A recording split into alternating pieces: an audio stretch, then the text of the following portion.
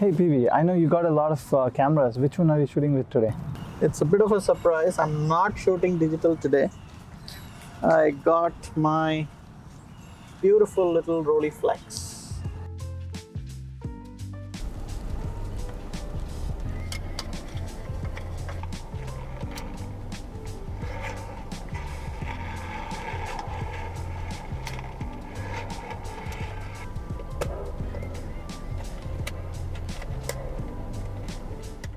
So why film? So going back to the basics, right? With film, you're not bothered about menus, right? There is no menu system here. You just have your aperture ISO. ISO also is fixed because you're shooting film. So you just have your aperture and your shutter speed to work with. So you don't have to think too much about the camera or any technicality. So what you really focus on is the light, and I have black and white film, so I don't care about the color. So it's basically light, contrast, and composition. So that's the bare minimum. That's the basics, right? So sometimes it feels good not to really, do too much of menu mongering, as I call it, and just stick with the basics. So once in a while, I feel like going back to the basics, and that's the day I pick my film camera. Although I've started to do it more often nowadays. So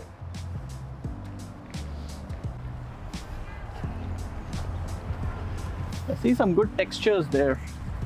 Let's try something there. I want some good contrasty light. So how many shots do you think I shot till now? None, right? And I think we've been here around 10 minutes. So that's what film does to you. It slows you down because obviously I have a medium format, so I just have 12 exposures, and I want to be sure that whatever I'm shooting is fairly contrasty. And I know the sun's not in our favor today, but I want to ensure there is some contrast, something standing out, there's some interest in the picture, and I'm still not being able to find that. Now, if this were digital, I would have already shot 50 shots, right? I would have shot anything and everything that I thought kind of looked good. But in film, I got to be sure. So that's what film does to you. It slows you down. You got to be really sure of something's really happening there and it's worth clicking. So that's one more reason I should film.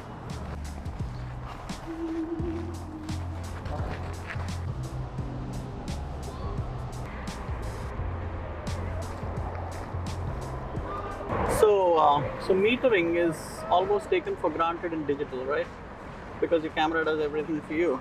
Now, some cameras do it, even film cameras do it, but to be precise, you use this. So that's one more thing. I mean, I spoke about going back to the basics.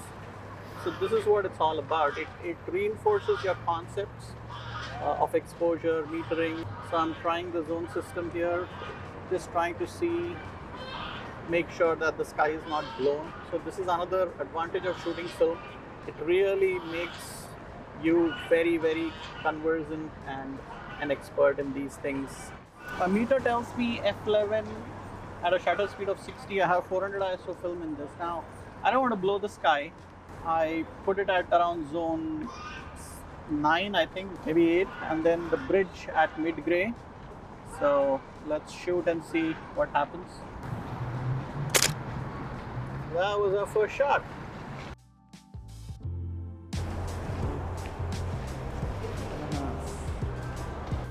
So getting some good patterns here, the arches and the reflections, and then the vanishing point, the leading line.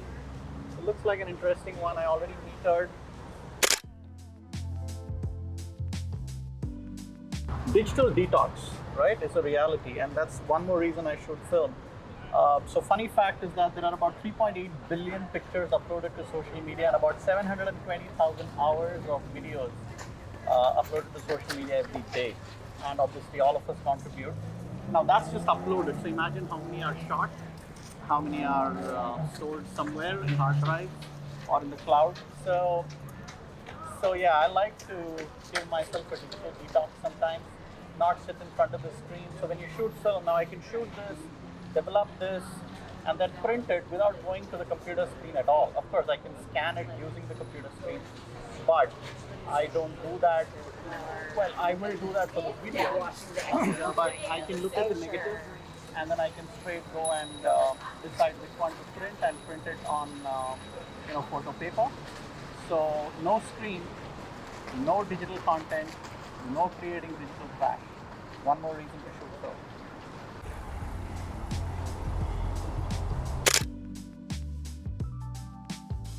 The shooting film is all about the process, and if you don't enjoy the process, you won't enjoy shooting film. Now, digital, it's instant gratification, and it's all about getting a fantastic, stunning output.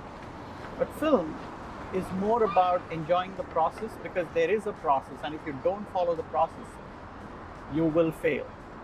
It's true about shooting, it's true about developing, it's true about printing. So, especially if you're shooting large format, if there are 10 steps you need to follow to the T, and if you don't follow even one step, you're probably not going to get your picture.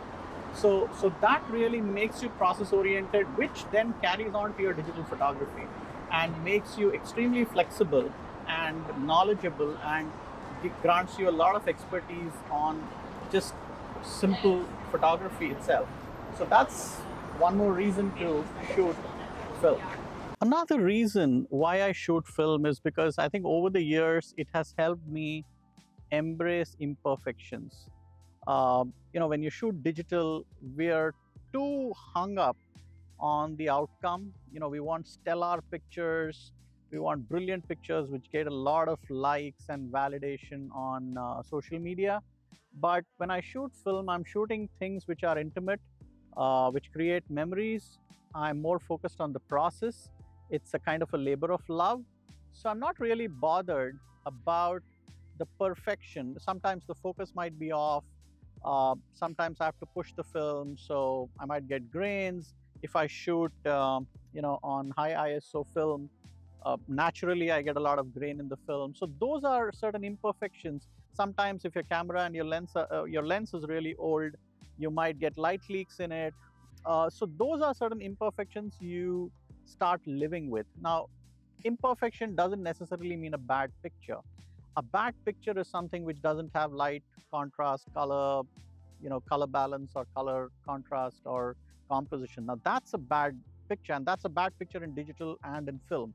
So film photography doesn't give you the license to shoot bad pictures, but it does give you license to have imperfections in your picture. So which then transcends to digital photography, where you start realizing that a little bit of grain or a light leak somewhere, those are not necessarily bad things. Or if you missed focus but got a decisive moment, those are things which you can embrace, and as long as you're able to tell a story, that's absolutely valid. So another reason to really embrace film photography is that film photography takes the equipment out of the equation in picture making. So if you had shot in the 80s, 90s, 70s, 80s, 90s, you bought a camera and you probably stuck on with that camera for like a decade, bare minimum. It's not like you could afford or just buy a camera unless you were like a really big money-making professional. You did not change cameras every 2 years, which is what we do now, including me. I change cameras very often, but uh, the thought now being that the better equipment I have, the better I'll get at the picture making process. But that's not true. That could be true to an extent, but largely it's not true, because obviously your technique needs to improve. You need to understand, storytelling, picture making process, and really focus on what you need to focus on, like light, color, contrast, composition. So you really don't bother about what's in your hand. The communication then is between your mind, your vision, your pre-visualization, observation, and that aids your picture making process. The camera just becomes a tool to aid picture making. It's the medium in which you capture the picture, but it necessarily does not interfere in the process of picture making. So that's another reason.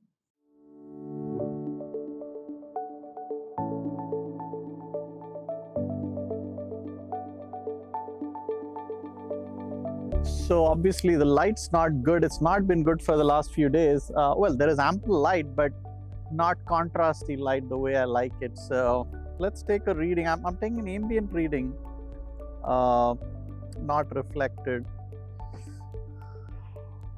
It's about 2.8 at 250. Let's see. Let's shoot at that and see what happens. So we're in Hutto, a pretty interesting place. On the roadside, you'll find a lot of hippopotamus statues. So the story goes that I think there was a circus 100 years back or something, and then a hippo escaped, and apparently it was found in Hutto. So you'll see a lot of statues, and it's a pretty interesting place to take some pictures. Let's move.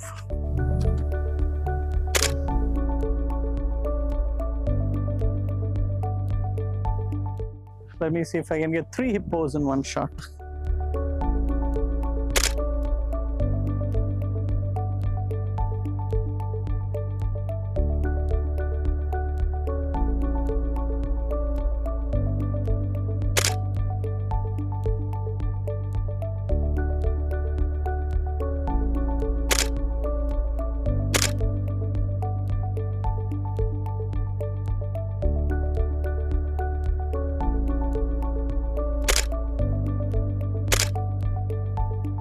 So we finished our roll, Tri-X 400.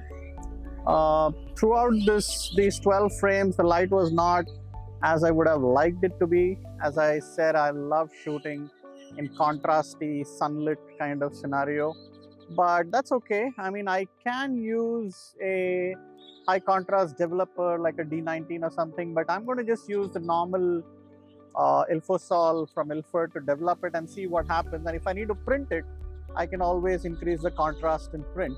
So let's see what we got. It's a rainy season and it was cloudy all through. So let's see how that works. So, what do you think about shooting on film? Are you intrigued and lured by film photography? Follow this channel for more such videos and a lot of information on shooting with film. Leave your comments on what you think about shooting film. Thank you.